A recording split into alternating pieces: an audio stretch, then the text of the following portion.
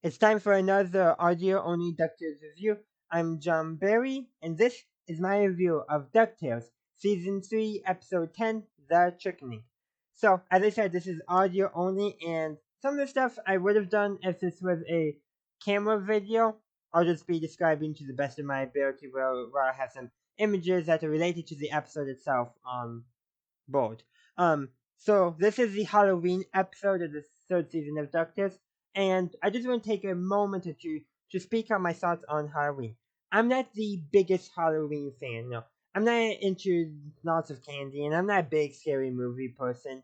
So when it comes to Halloween, I prefer things more like this episode of DuckTales, and specifically more like things like the Charlie Brown, the Charlie Brown Halloween special. It's a great pumpkin, Charlie Brown. Those are the kind of things I go for when it comes to Halloween. I'm not a Nightmare Before Christmas kind of person. I don't watch any horror movies. No, I kind of just like the fun kids Halloween specials. That's generally the niche. But even if they do focus a lot on the candy, when I was younger, I really did love trick or treating, and I always love getting candy. But the thing is, I have a narrow palette of candy. No, plain chocolates and such, and that kind of stuff. I'm not a big candy person, so when I was younger, I like going trick or treating to try to get the candy I like, and then I just give the rest to either my parents or my cousins, basically. Um, but the for Halloween for me, it is mostly about basically the Halloween specials that are geared towards kids. So maybe there's a spooky something, but it's generally intended to be humorous more than anything, which is probably different than a lot of people, a lot of other people's expectations of the holiday. But for me, DuckTales The Trickening, it fits all the checkboxes of what I enjoy about a Halloween special. It has a mystery, has some spooks and some scary stuff, but nothing too over the top. And you know, and once the mystery is solved, they can act. It all makes sense, and in fact, could be even viewed as slightly funny. And that's what I really liked about it. And the character development that we do get for some characters as well.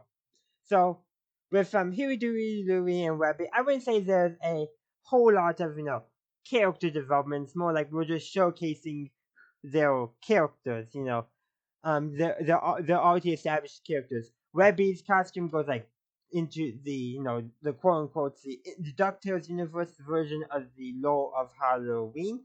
That's what her costume is based off of. Meanwhile, Huey, he decides to dress up as Gizmo Duck.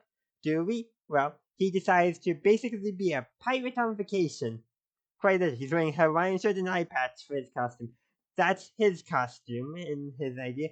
While Huey just puts on Huey's hat and goes as Huey, which I gotta say is hilarious. It really is hilarious.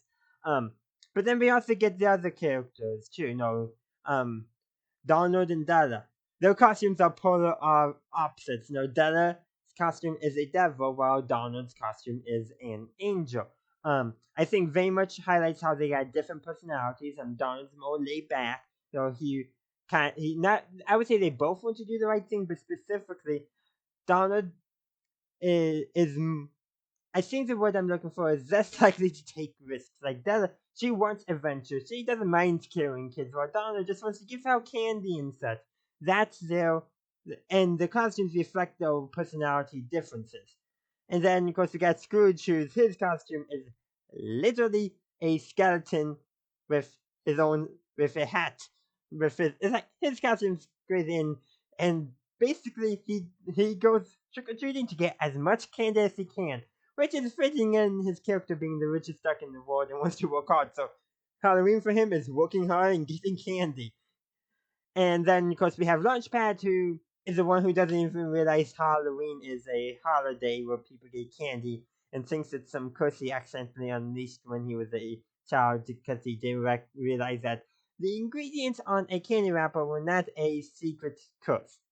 I, I mean, yeah, that's where they go for his character.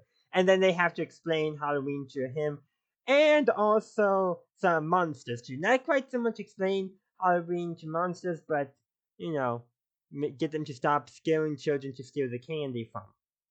And then Scrooge opens basically a nighttime candy store and charges people a mission to go trick or treating at his house. Is how the episode ends, which I guess is just such a Scrooge thing to do. Yes, you can come trick or treating, but you have to charge in the mission, which I gotta say for a lot of people, yeah, especially if you don't have kids anymore, you don't get that much candy from trick or treating yourself because you're out giving candy, and hopefully you have some left over too.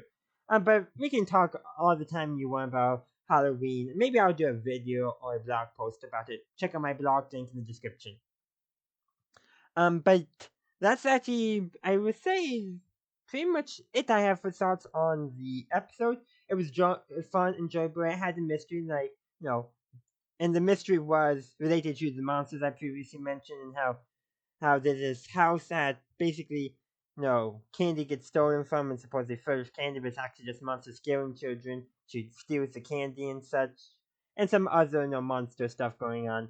But it all has a happy ending and such, and all basically because of candy. And part of the lesson is that, I would say a little bit that Halloween is more than just candy as part of the message. But I think this was more just intended to be the Halloween episode, has some fun, some spooks, some out spooks that kids can enjoy, but are not too over the top, and just have just a good fun Halloween episode. And I would say, especially for me, this episode fits the bill of what I would like out of a Halloween special. That concludes this review. I do hope you enjoyed it, and please leave a like if you did. Feel free to check me out on social media or support me on Patreon. Links are down below. Also, subscribe to my channel if you haven't already, and feel free to check out the video or the playlist on screen now. And as always, have a good day, a good night, wherever you are. Have a good one. Bye!